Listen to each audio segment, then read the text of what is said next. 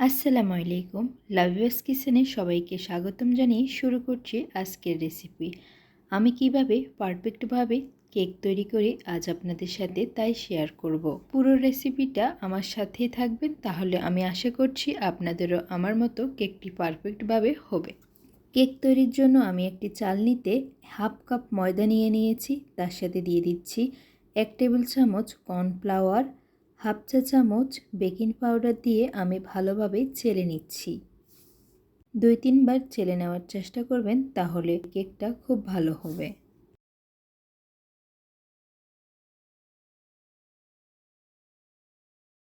আমি সবগুলো উপকরণ 2 বার চেলে নিয়েছি। এখন শুকনো উপকরণগুলো এক পাশে রেখে আমি যে বাটিতে কেক তৈরি করব ওই বাটিগুলো নিয়েছি। এখন আমি বাটিতে সামান্য পরিমাণ তেল দিয়ে ভালোভাবে ব্রাশ করে নিব, যাতে কেকটি সহজেই বের করা যায়।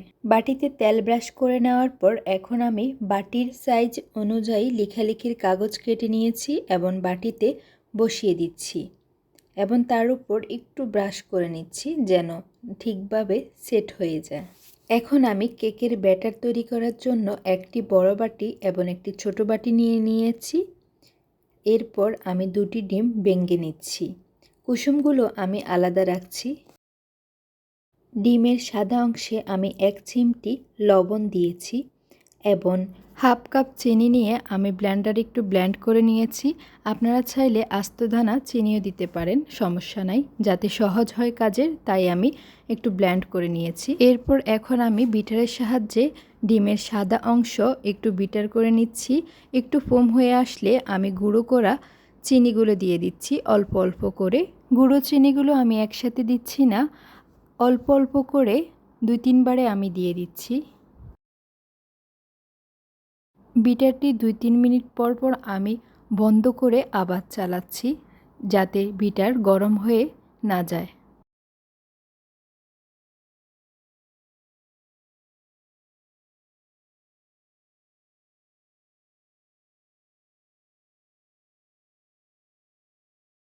সবগুলো চিনি দেওয়ার পরে সাদা অংশ আরও কিছুক্ষণ বিট করে যখন দেখবেন ফোম হয়ে গেছে, অর্থাৎ বিটারের সাথে লেগে যাচ্ছে কিন্তু পড়তেছে না, লিকুইড থাকতেছে না, তখন আমি ডিমের কুসুম এর মধ্যে দিয়ে ভালো করে বিট করে নিচ্ছি বেশ কিছুক্ষণ।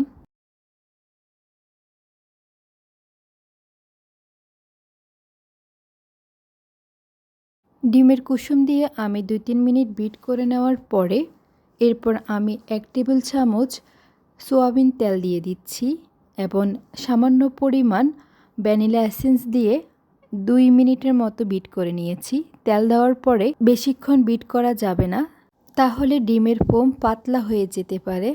চেষ্টা করবেন তেল দেওয়ার পর 1 থেকে 2 মিনিট বিট করতে, এর বেশি বিট করা যাবে না।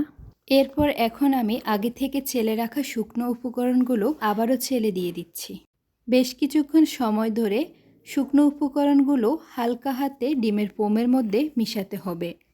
অনবরত নাড়াচাড়া করে ডিমের ফোমের মধ্যে শুকনো উপকরণগুলো মিশানো যাবে না, তাতে ডিমের ফোম নষ্ট হয়ে যেতে পারে। সবগুলো শুকনো উপকরণ আমি একেবারে দিয়ে দিচ্ছি না, আমি 2 বারে শুকনো উপকরণগুলো আস্তে আস্তে ডিমের ফোমের মধ্যে মিশিয়ে নিচ্ছি।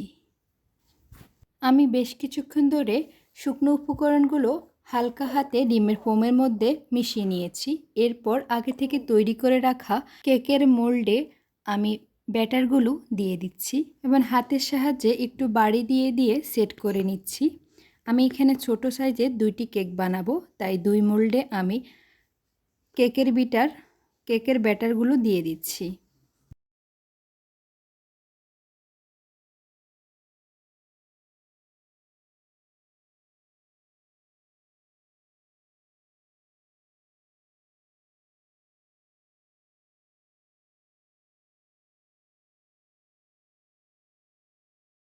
এখন আমি একটি চামচ দিয়ে কেকের মোল্ডে হালকা হাতে ঘুরিয়ে নিচ্ছি, যাতে ভিতরে বাবলস না থাকে, এবং হাতের সাহায্যে একটু চাপ দিয়ে দিয়ে আমি কেকের ব্যাটার সেট করে নিচ্ছি, ভিতরে থেকে বাতাসটা যেন বের হয়ে যায়।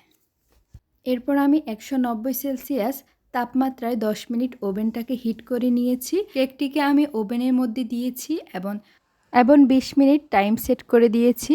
ফিরে আসছি 20 মিনিট পর। 20 মিনিট পর আমি ওভেন থেকে কেকগুলোকে বের করে নিয়েছি। দেখতে পাচ্ছেন কেকগুলো কত সুন্দর হয়েছে। একদম পারফেক্টভাবে কেকগুলো হয়েছে।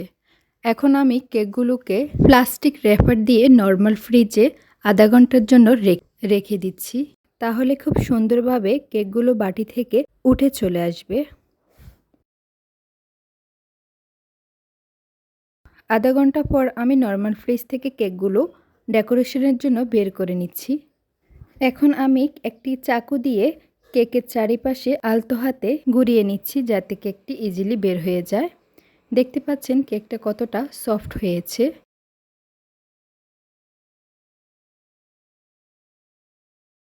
আমি আশা করছি আমার কেক তৈরির পুরো প্রসেসটা আপনারা ফলো করবেন, তাহলে আমার মতো আপনাদের কেকও এরকম সফট হবে। ভিডিওটি ভালো লাগলে চ্যানেলটি সাবস্ক্রাইব করে বেল বাটন চালু করে রাখবেন যাতে সবার আগে আমার ভিডিও আপনার কাছে পৌঁছে যায়।